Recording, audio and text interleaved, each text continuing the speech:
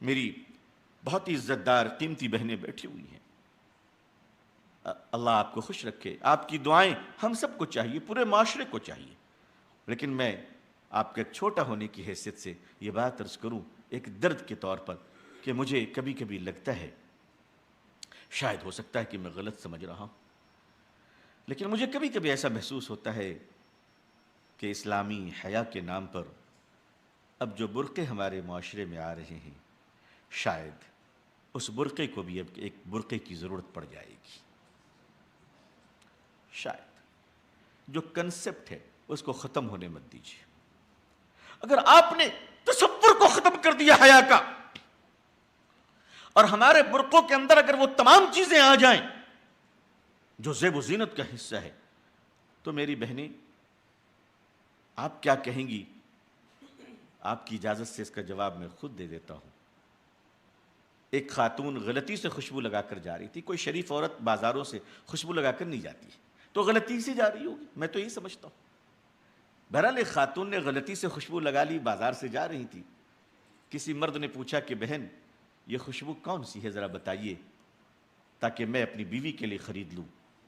تو اس عورت کی ایمانی غیرت جاگ گئی اور اپنی غلطی کے احساس ہوا، پلٹ کر اس بہن نے جواب دیا، خبردار یہ خوشبو مت خریدنا اپنی بیوی کے لیے، ورنہ پھر تم جیسے کسی بھی غلیظ آدمی کو تمہاری بیوی سے بات کرنے کا موقع مل جائے گا، پھر تمہاری بیوی سے کسی بھی غلیظ آدمی کو موقع مل جائے گا جیسے تم نے مجھ سے گفتگو کر لی۔ میری بہنوں، یہ پردہ، حیا، یہ اللہ کا حکم ہے۔ کس کا حکم ہے؟ اللہ نہ کرے اگر دنیا کے سارے مرد بھی انتقال کر جائیں تو خدا کی قسم یہ حکم باقی رہ جائے گا، یہ حکم باقی رہے گا۔ ہمیں اللہ کے حکم سے محبت کب ہوگی؟ ہمیں اللہ کے لیے پیار کب ہوگا؟ ہم اللہ کے لیے جینا کب سیکھیں گے؟ آخر قبر کا تصور اور اپنی موت کا تصور کیوں نہیں کرتے؟ میرے بزرگ عزیزان ملت، آپ اور ہم سبھی مخاطب ہیں، کوئی کسی کا واعظ نہیں یہاں پہ۔ ہمارے معاشرے میں کچھ چیزوں پر ہمیں قابو پانے ہوں گے اور انشاءاللہ آپ پا لیں گے۔ آپ کے اندر وہ جذبہ اللہ نے رکھا ہے۔ پہلی چیز، میں تمام برائیوں کی جڑ جس چیز کو سمجھتا ہوں، دوسری وجہ بھی ہو سکتی ہے، ایسا نہیں کہ میں فائنل ہے، لیکن میرا اپنا خیال یہ ہے کہ تمام برائیوں کی جڑ ہمارے معاشرے میں برتھ ڈے کی سیلیبریشن ہے۔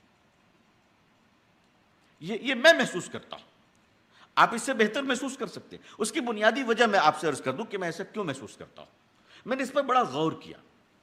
دیکھیے، ہمارے بیٹے اور ہماری بیٹیاں، بچے جب اسکولوں میں جاتے ہیں، اچھا اسکول میں جانا ایک ضرورت ہے ہماری اس وقت، ہم انکار نہیں کر سکتے۔ ہم آپ سے کہہ دیں بالکل کالج سے نکال دیجئے، یہ بہت ہی ظاہر ہے کہ ہمارے پاس آلٹرنیٹ کیا ہے، ہم نے متبادل کیا تیار کر رکھے۔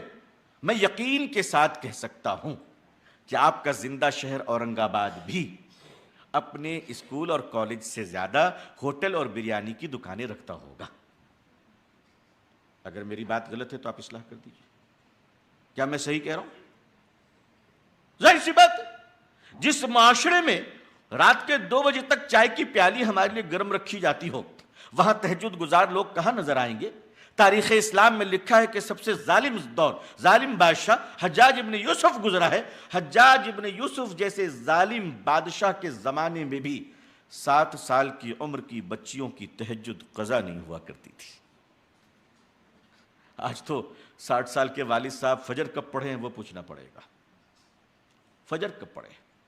میں اکثر کہا کرتا ہوں کہ ہمارے چھوٹے چھوٹے بچے گھروں میں موبائل، اب موبائل سے ہم انکار نہیں کر سکتے۔ دیکھیے، موبائل ایک ایسی زندگی کا حصہ بن گیا ہے کہ اس کے خلاف پوری تقریر کرنے کے بعد آخری کام میرا بھی موبائل چیک کرنا ہوگا۔